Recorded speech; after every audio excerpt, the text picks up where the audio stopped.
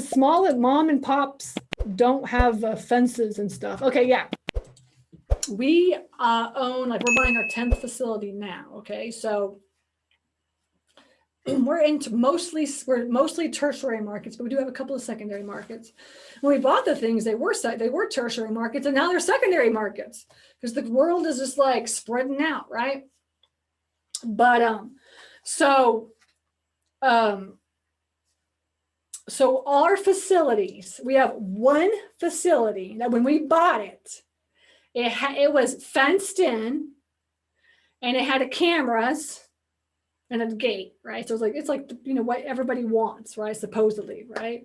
Well, guess what? Number one, that damn gate breaks all the freaking time, pisses me off. All right, hate that crap. So if you're gonna have a gate, make sure you get a good one. Don't be cheap on the gate, right? It's a wireless gate. Wireless gates are horrible. Number two, it has security cameras. Well, guess what? Half the time those damn security cameras don't even work. So annoying. Okay, and then number three, right? That's the only facility that we've had break-ins in. All the other facilities that we have are either not fenced or they're just left wide open and we never even closed them. And they have never been broken into, never.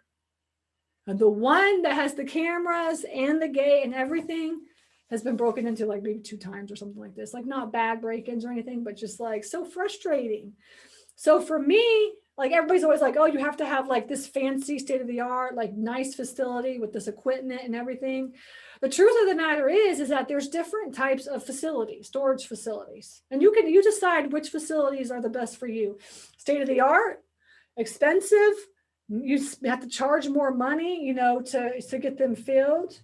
You don't necessarily make more money on those. You have to run the numbers to see what the cap rates are and what your actual NOI is and stuff like that.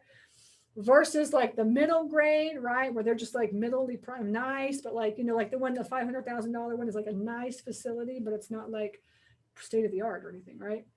Or you have like, small metal ones that have like, maybe a gate, maybe not, maybe fences, maybe not, right? And then you cater, like essentially you're catering to what the people can afford. I mean, can they only afford $50 a month, $100 a month, $200 a month, $300 a month, whatever, right?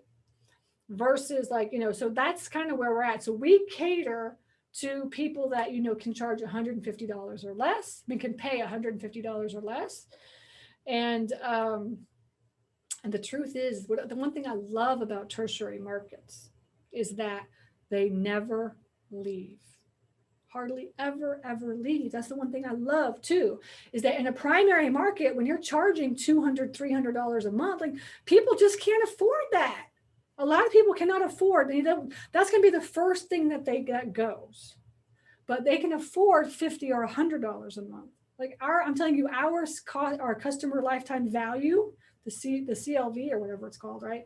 That is like ridiculous amount of times. I mean, ridiculous amount of months, like I think years for most of our facilities. Like I told you, the one that we bought in the town of 300, that has like, it's like a smaller one. It's like 60 units. So it's not super big.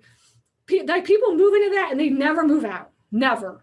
And so what we do is we raise the rates every 9 months. We raise the rates, and that's it. Just to increase the rates, and they still don't leave.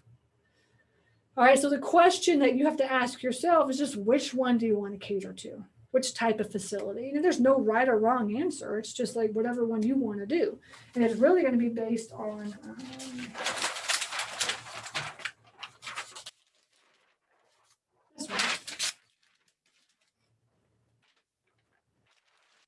Market, primary, secondary, tertiary markets.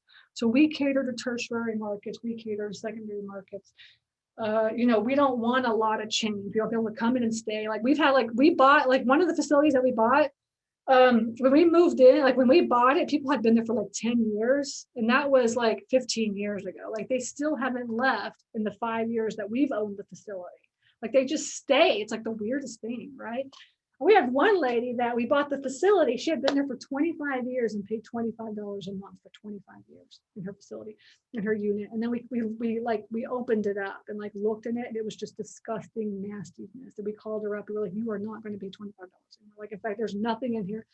that was in the facility. There was nothing in the unit that you could even keep, and you should not send your money anymore. Like, we just need to get you, we're going to clean this out. She's like, oh, she's like, okay, that's fine. She's like, the only thing that I want in that, there's only one thing I want in that unit. And we're like, okay, tell us what it is and we'll get it, we'll mail it to you. She says, my husband's ashes. My husband's ashes were in there. They've been there for 25 years. And she paid, that's probably the reason why she paid the $25 a month, is because those things. And we found her husband's ashes and we mailed them to her. Isn't that crazy? Got some crazy stories, man.